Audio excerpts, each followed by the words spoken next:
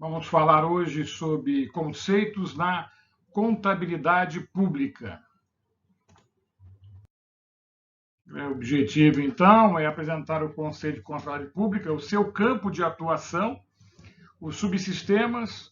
Vamos falar do MECASP, que é o Manual de Contabilidade Pública aplicado ao setor público, né? Abrangência, CIAF e regime contábil.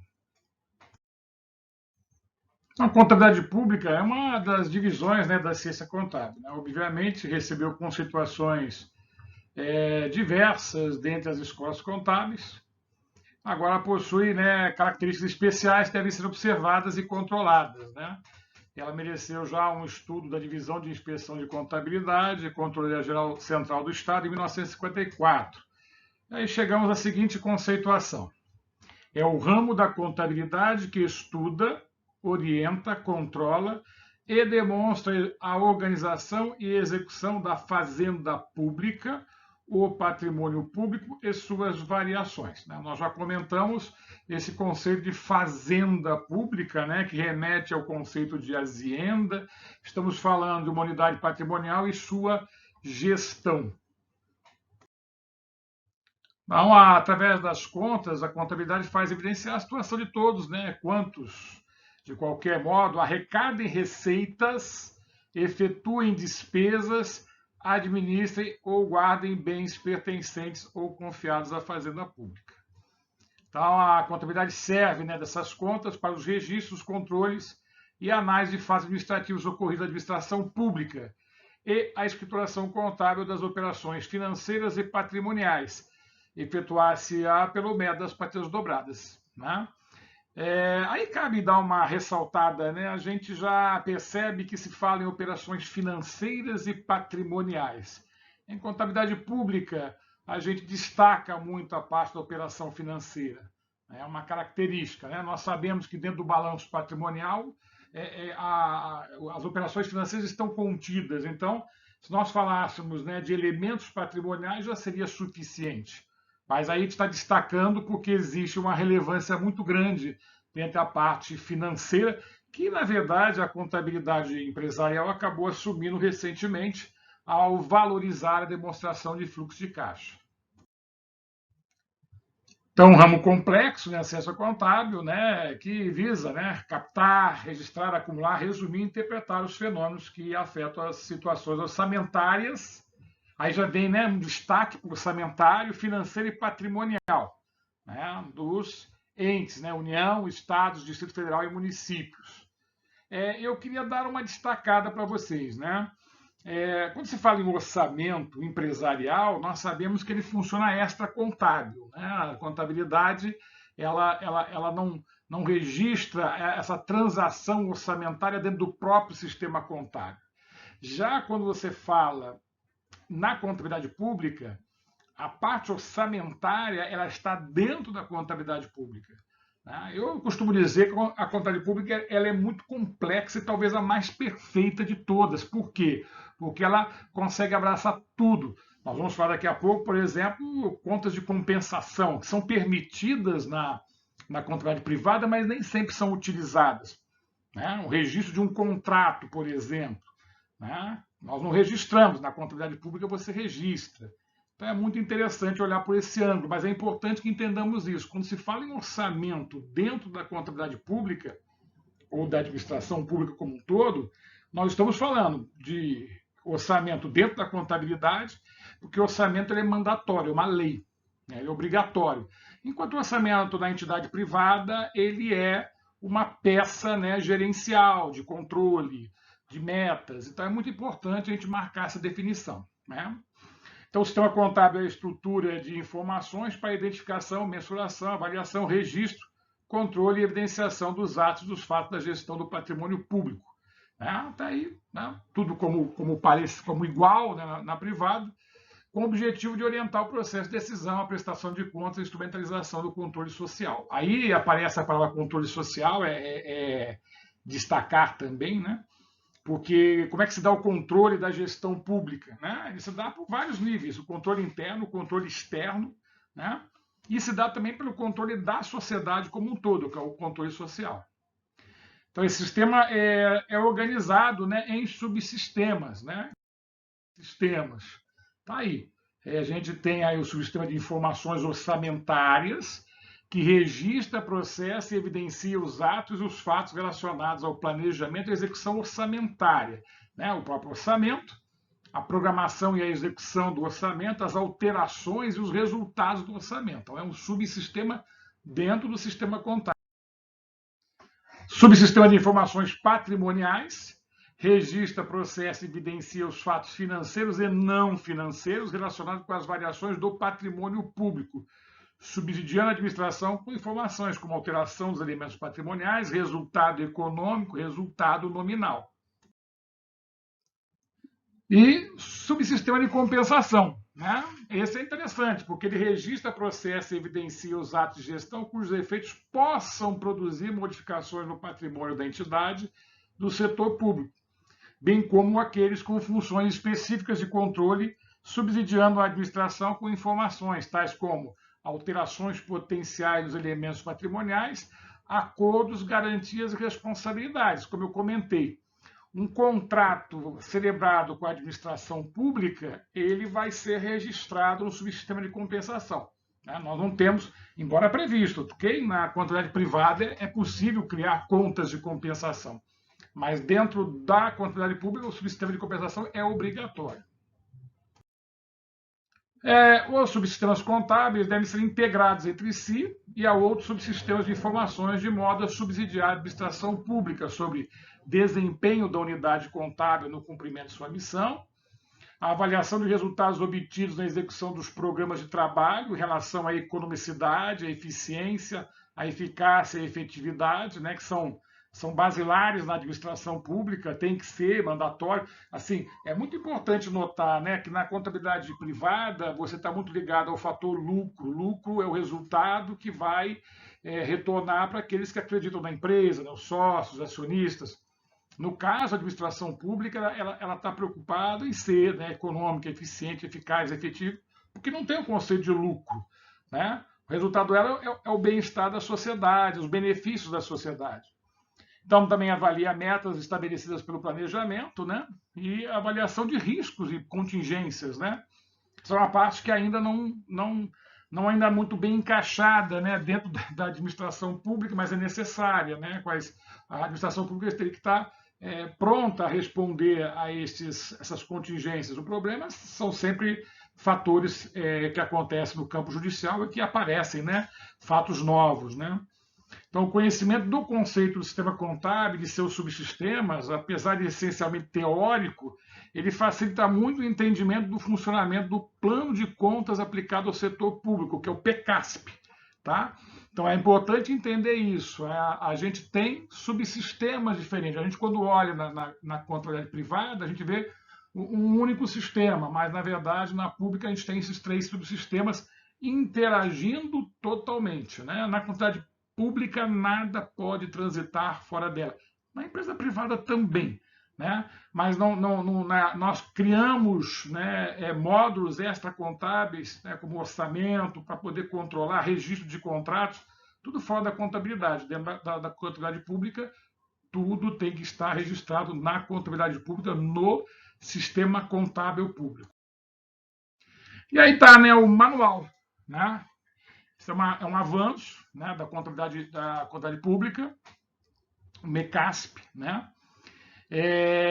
Aí, a Secretaria de Tesouro Nacional ela é responsável né, ela é o órgão central da contabilidade pública. Aí fala Ministério da Fazenda, eu coloquei, mas na verdade hoje nós já temos o Ministério da Economia, né, uma situação que normalmente, né, desde o início foi o Ministério da Fazenda, então a gente deixa destacado isso. Importante que é da Secretaria do Tesouro Nacional, né? E a Secretaria de Orçamento Federal do Ministério do Planejamento, que também hoje é do próprio Ministério da Economia, né? O superministério que foi criado. E aí o MECASP é um avanço, né? Porque é um manual muito completo, né? É convergente a normas internacionais de contabilidade, isso é muito importante. Né? A gente vê que a parte 1 tem os procedimentos contábeis, né? Normais que todo mundo tem que cumprir, importante, União, Estados, né? Distrito Federal e municípios, né? O Manual de Contabilidade Pública ele é para todos os entes da federação. Aí tem também a composição, né, das outras partes, né? Parte 2, procedimentos contábeis patrimoniais, parte 3, procedimentos contábeis específicos, parte 4, plano de contas aplicado ao setor público, parte 5, as demonstrações contábeis aplicadas ao setor público, a parte 6 tem perguntas e respostas gerais e ainda tem a parte 7 com exercícios práticos. Aí vai uma explicação de cada parte, né? Na parte 2, vale a pena destacar que as variações patrimoniais serão reconhecidas pelo regime de competência patrimonial, visando garantir o reconhecimento de todos os ativos e passivos das entidades que integram o setor público, conduzir a contabilidade do setor público brasileiro aos padrões internacionais e ampliar a transparência sobre as contas públicas, né? Então, o que eu falei é essa convergência às normas internacionais. A parte 3, procedimentos contábeis específicos, né, falando a parcerias público-privadas, que a gente virá a falar depois, operações de crédito, que aí, né, são operações de financiamento, regime próprio de previdência social, né, uma característica, dívida ativa, né, que é quando as pessoas devem para a União e são inscritos na dívida ativa, pessoa física ou jurídica, e outros procedimentos. Já na parte 4, o plano de contas, né, aplicado ao setor público, né, isso muito destacando, né, hoje todo o setor público tem um único plano de contas. Seria muito interessante baixar esse plano, né, está aí o site para baixar o plano, que é o PCASP, dar uma olhada no site, né, verificar, né, como é estruturado. E depois, a parte 5, as demonstrações aplicadas ao setor público, né, padroniza as demonstrações contábeis. Também a recomendação é que a gente baixe o manual de contabilidade aplicado ao setor público. Bom, falar da abrangência da contabilidade, né, primeiro tem que destacar a Lei 4.320, né, de 64.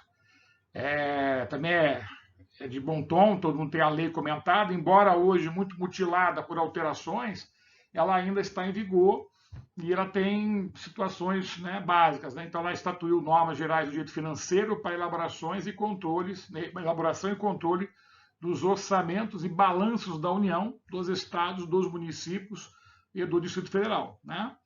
A sua abrangência, atendendo aos dispositivos legais, né, contidos, né, como descrito na sua ementa, que seja praticada por todos os entes. Até é importante falar, né, balanço da União, né? Então, toda a União, todos os ministérios, todos os órgãos vão compor um único balanço da União. Como teremos um único balanço do Estado do Rio de Janeiro, do Estado do Rio de Janeiro, o balanço do município e do Distrito Federal.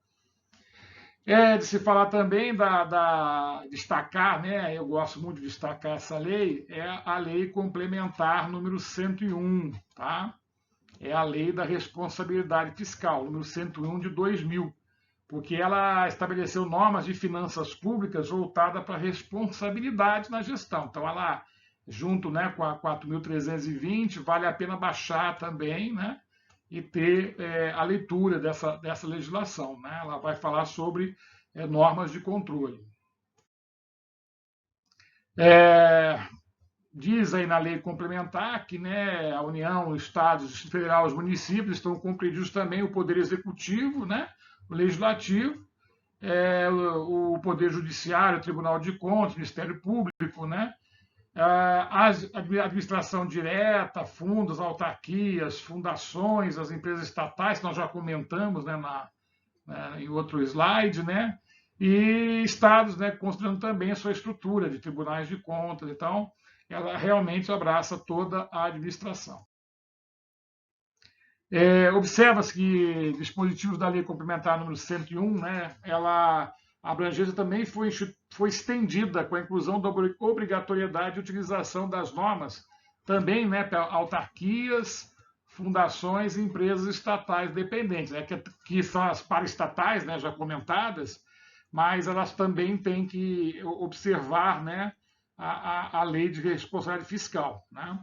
Então, ela estabelece então essas normas voltadas para a responsabilidade e não estão em consonância, né, com a Constituição Federal, né? E aí a lei complementar dispõe sobre finanças públicas, né, dívida pública externa e interna, concessão de garantias pela entidade pública, emissão, resgate de título de dívida pública, fiscalização financeira da administração pública indireta, operações de câmbio, né, e compatibilização do Fundo das Instituições Oficiais de Crédito da União, né. É muito interessante destacar também que existem vários fundos, né, dinheiro, e vários órgãos arrecadam dinheiro e gerenciam esses fundos, mas o gasto desse dinheiro dos fundos não tem autonomia, ela tem que transitar pelo orçamento, né? Um exemplo, né, a Marinha tem uma taxa de utilização de faróis, chamada TUF. Então, os navios que circulam pela costa pagam essa taxa. Esse dinheiro é recolhido a um fundo chamado Fundo Naval. Esse dinheiro é gerido, né, aplicado no nível de baixo risco, né, normalmente entidades públicas, títulos de tesouro, e esse dinheiro ele é utilizado apenas se transitar dentro de um crédito orçamentário. Tá? E vários outros órgãos têm essa característica. Né? Então, a lei de responsabilidade fiscal tem a finalidade, né, de regulamentar uma série de questões relacionadas à administração pública, né? E aí a edição de normas gerais para a consolidação das contas públicas caberá, né, ao órgão central de contabilidade da União, que é a Secretaria de Tesouro Nacional, tá? Então, é o órgão central, né, da nossa contabilidade pública, não só do âmbito federal, né, do âmbito da União, mas também por como ele é responsável pelo MECASP para todos os outros entes. Então, essa secretaria, né, como já falei, como órgão central do sistema de contabilidade federal, né, cumprindo sua competência, veio desde o ano de 2001, trabalhando, né, em cima das normas. Né, e aí ela já elaborou, né, demonstrações contábeis consolidadas, com base no plano de contas aplicado ao setor público, instituiu um instrumento eficiente de orientação aos gestores. Né, então, tudo isso cabe a Secretaria de Tesouro Nacional. A contabilidade da União, dos Estados, do Distrito Federal e dos municípios atenderá ao disposto, então, do Manual de Contabilidade aplicado ao setor público. Então, o campo de aplicação do plano de contas abrange todas as entidades governamentais. Tá? Então, o PECASP é hoje e o MECASP para todos os órgãos federais, estaduais e municipais e Distrito Federal. Aqui diz, né, que entende-se por empresa estatal dependente, conforme disposto no artigo 2, a empresa controlada que recebe do seu controlador recurso financeiro para pagamento de despesas com pessoal, custeio, né, excluídos, no último caso, aqueles que provenientes do aumento de participação acionária. Quer dizer, está dizendo que as empresas estatais ou paraestatais também estão abrangidas por essa contabilidade, por esse manual. Tá?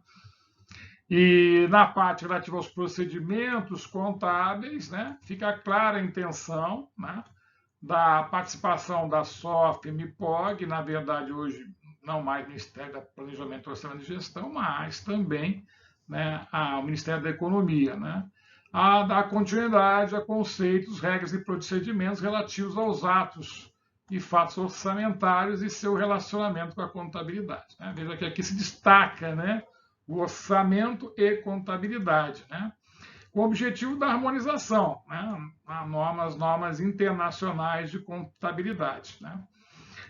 A receita e a despesa orçamentárias assumem na administração pública fundamental importância, né, pois representam um montante que o Estado se apropria da sociedade por intermédio da tributação e sua contrapartida aos cidadãos por meio da geração de bens e serviços. Então, né, é através da receita, basicamente tributária, né, que a gente vai poder atuar nas despesas. Nesse momento, até faria uma pergunta para todos. Todo mundo conhece a estrutura tributária. Né? Nós temos, para os municípios, né, o ISS, Imposto sobre Serviço, o IPTU, né, que é o Imposto sobre propriedade territorial urbana e alguns outros, né? Nós temos na área no campo do Estado o ICMS, né? Imposto sobre Circulação de Mercadorias e Serviços, e alguém poderia perguntar, não sei se já se perguntaram por que serviços, né? Na verdade, serviço seria do município, mas esses serviços são serviços especiais, telefonia, a energia elétrica, né, a parte de comunicação na internet.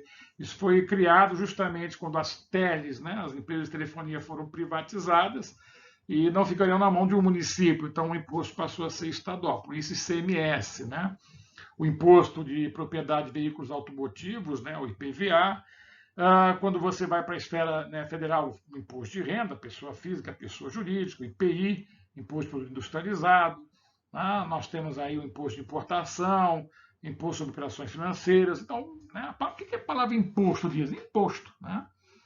Não gera contraprestação, né? Se você está num carro e você paga IPVA, né, que é imposto estadual, está numa estrada estadual, e passa num buraco e quebra seu carro, por causa do imposto, você pode processar o Estado?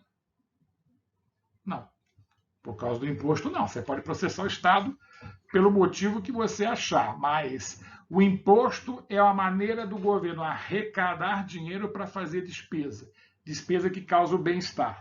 O bem-estar da sociedade ele vai ser fixado de acordo com as prioridades do governante. O governante no modelo democrático é o que foi eleito pela maioria. Então, se a maioria acha que é mais importante gastar dinheiro com educação e não com a saúde, é o que vai acontecer, né? Aí no jogo democrático as prioridades mudam os governantes, né? Mas é o pensamento da maioria. São as taxas, né, que geram contraprestação. As taxas elas são recolhidas para você prestar um serviço, né? O serviço que pode ser um serviço de fiscalização, né? Você paga, por exemplo, a taxa de vistoria, pagava, né, a taxa de vistoria do carro para ser vistoriado.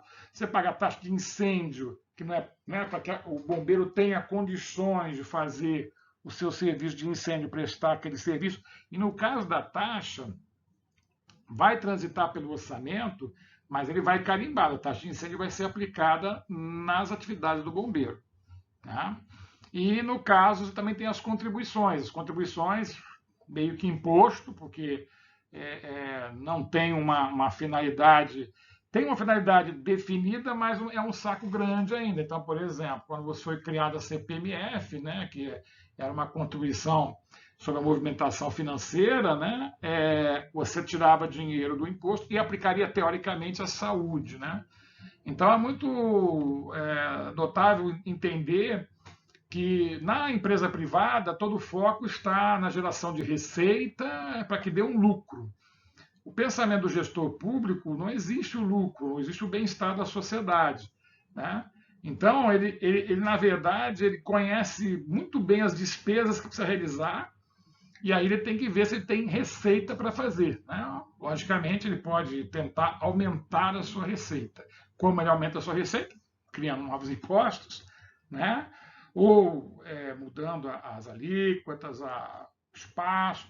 Também é possível, hoje se fala muito em buscar a sonegação, né? As pessoas que não pagam, o que deveriam pagar.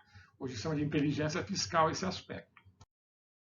Ok? Então, é só para finalizar aí, né, esse slide, ele fala, né, da obrigatoriedade da utilização da contabilidade pública, né? E aí eu só queria destacar aqui no final, né, que nós temos sistemas, por exemplo, o CIAF e o CIAFEM, né? É obrigatório? Não, cada ente vai ter seu... Em termos de união, o CIAF é obrigatório. O CIAF quer dizer Sistema Integrado de Administração Financeira. E já fica aí o nosso protesto, né? Não deveria ser financeiro, deveria ser contábil, que é maior do que o financeiro. Mas essa palavra sempre tem maior, a finança sempre tem um peso muito grande, né? Então, o CIAF, que é gerido, né, operacionalmente pelo CEP, que é uma rede do governo de processamento de dados, né? É uma empresa do governo de processamento de dados, e, tecnicamente, os aspectos contábeis pela Secretaria de Tesouro Nacional. Então, o CIAF tem essa característica. E tem uma versão para estados e municípios chamado CIAFEM, né? Sistema Integrado de Administração Financeira para Estados e Municípios. Agora, um ente estadual ou municipal pode ter seu próprio sistema, né? Acontece que para falar com o governo federal, você tem que falar na linguagem do CIAF, né? Então, isso é um ponto interessante. Então, aí mais uma vez, né, destacando então, né, que a contabilidade pública estuda então os vários aspectos que envolvem a execução orçamentária e financeira da receita e despesa, né, e todo o grau de repercussões para ela produzida, né. Já houve um trabalho do Tribunal de Contas questionando a eficiência de um programa do governo.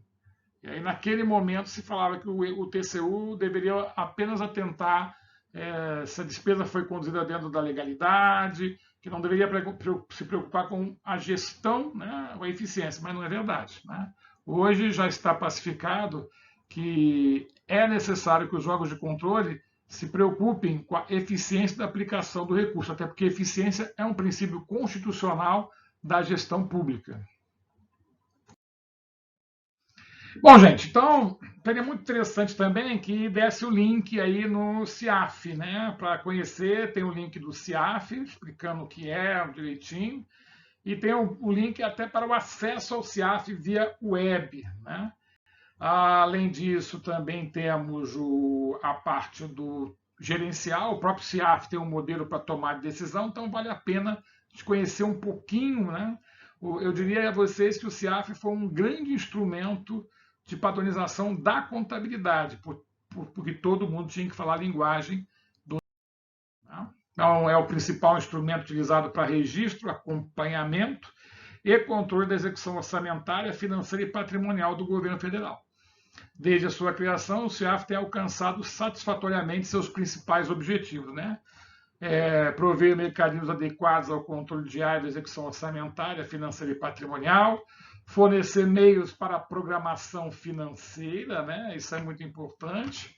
Programação financeira, ela é para destacar, né? Eu tenho crédito na contabilidade pública. Quando a gente fala em orçamento, eu falo que eu tenho crédito orçamentário.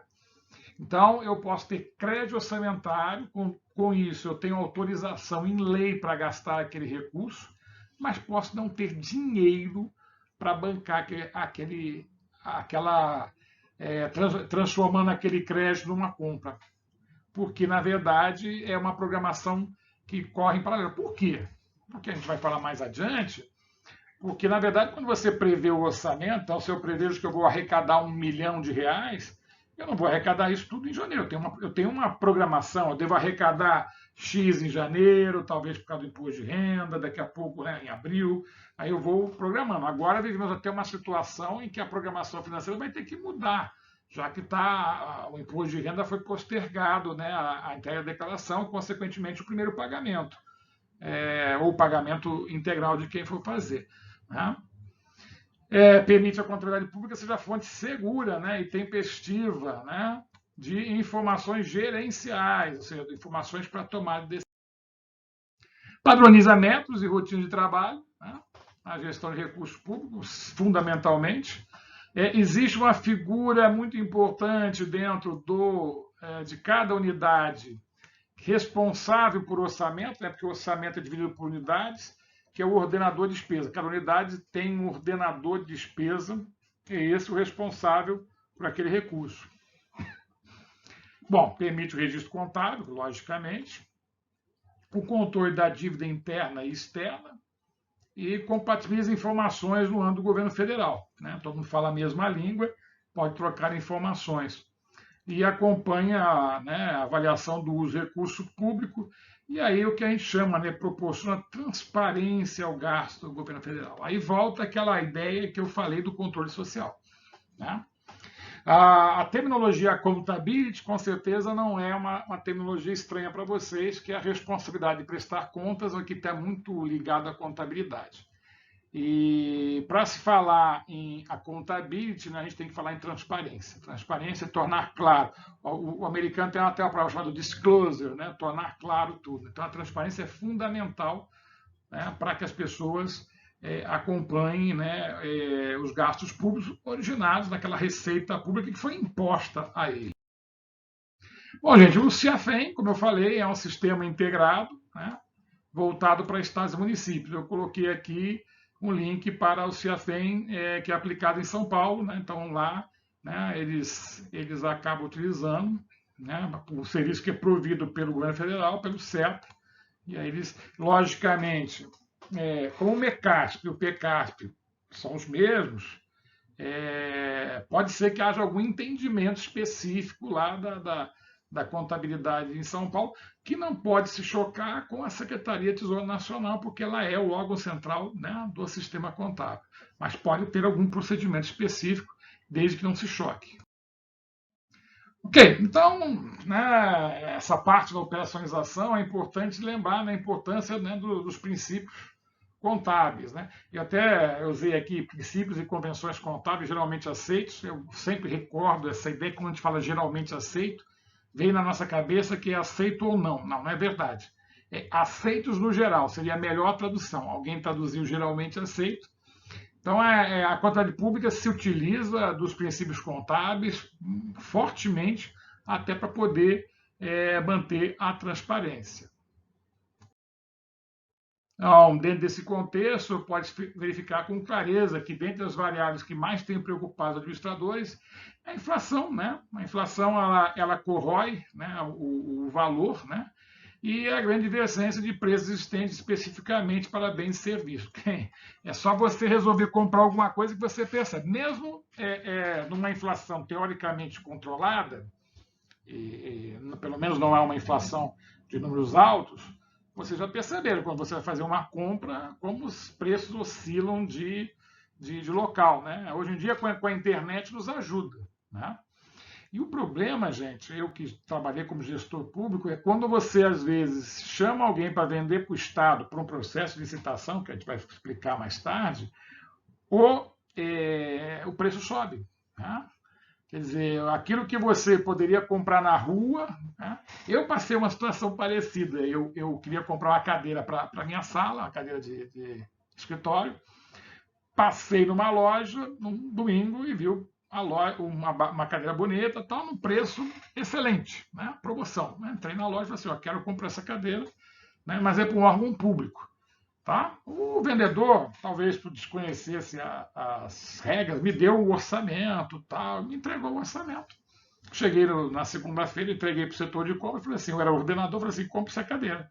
Quando eles entraram em contato com a empresa disse, não, não é esse preço não, para órgão público é outro preço mais caro. Aí eu peguei o telefone, mas quando o setor falou comigo, peguei o telefone e disse, não, você vai vender por esse preço, porque eu tenho um orçamento dizendo que é isso. A não ser que você queira que a gente mova uma ação contra vocês. Então, eles há muito contragosto deles vender o preço que tinha que ser, que era o preço mais barato, né? Mas existe essa visão aí, né? Então, é lógico que precisamos aplicar os princípios, né, para a boa prática contábil, né? E também da própria auditoria, né, que é feita dentro dos órgãos públicos, né? Portanto, para que o princípio se transforme de conclusões de funcionamento analisadas e estudadas por observador, para ser geralmente aceito e, consequentemente, incorporado à doutrina contábil, é necessário se torna que seja um consenso profissional de utilidade perfeitamente praticável, além de estar adequado à realidade contábil. Hoje em dia nós temos aí, né, os CPCs, os comitês de fornecimento contábil, que tentam, né, trazer para a classe contábil a discussão. Mas a pergunta é, quantas vezes você participou de uma discussão? Todo o princípio contábil fica, né, numa sessão aberta, as pessoas podem participar, criticar, mas raramente as pessoas participam. É uma característica, infelizmente, da classe, a gente se torna mais forte. A gente vê, por exemplo, nos Estados Unidos, o ICPA, né, que é o órgão é uma associação, não é um órgão público, é uma associação dos contadores públicos certificados. Eles têm uma força muito grande dentro das decisões contábeis, né? Quanto mais participarmos, mais teremos condições de colocar, né, o consenso da classe contábil. Bom, é óbvio que todo o princípio contábil, adaptado a certa realidade prática, né, factível, deve, como consequência, sofrer uma análise, né, um estudo da realidade. Tá? Então, é sempre buscar, né, a perfeição aí do princípio contábil aplicado à contabilidade e, dentro da contabilidade pública, a mesma coisa. Ok? Agora a gente vai falar, né, regimes, né, vamos falar um pouquinho dos regimes contábeis, né, aqueles princípios considerados de profunda validade que têm conseguido ultrapassar a análise e estudo feito em atendimento ao processo evolutivo, né? A gente vai ver que todo regime contábil define-se como um sistema de escrituração contábil. Então, pressupõe, portanto, que os regimes contábeis de escrituração tenham sido considerados pelo consenso profissional. Tá? Então, o primeiro conceito importante é que o exercício financeiro é o nome que a gente dá, né, para a execução do orçamento. A gente fala em exercício financeiro, ele vai coincidir com o ano civil. Tá? É fundamental a gente entender isso. Então, o ano financeiro, né, ele é o período em que se executa o orçamento. Né?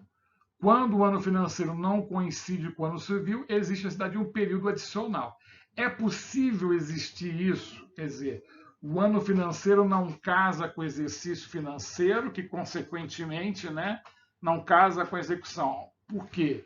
Porque pode acontecer que o período adicional é o espaço de tempo adicional, né, do ano financeiro, empregado na liquidação e no encerramento das operações relativas às rendas lançadas e não arrecadadas, né? Aí já vai um spoiler, né? Porque você, quando faz uma receita, você lança que alguém está devendo, depois você recolhe, né? Tem fases, né? E as despesas empenhadas também um spoiler, né? A gente, para gastar, a gente primeiro faz o empenho, né? Depois liquida e depois faz o pagamento. Então, a gente chama de período adicional esse período que vai de 1º a 31 de janeiro do exercício seguinte, tá? Ele é um pouco maior, porque ele é um período adicional. Então, é como se o ano financeiro tivesse aí 13 meses, tá? Mas o exercício financeiro, tudo ainda é relativo, né? Se eu vou operacionalizar em janeiro, mas ele é relativo a um ano anterior, ok? Então, o exercício financeiro é um período de tempo durante o qual se exerce toda atividade administrativas e financeiras, né? Por conseguinte, engloba o ano financeiro e o período adicional, como a gente já comentou. Né? Outro sim, cumpre ressaltar que o artigo supramencionado atende ao mandamento constitucional que estabelece que a lei complementar falará sobre o exercício financeiro. Consequentemente, cumpre em parte ser necessária sua confirmação. Então, agora é muito. Então, o regime ele pertence ao exercício financeiro, às receitas nele arrecadadas.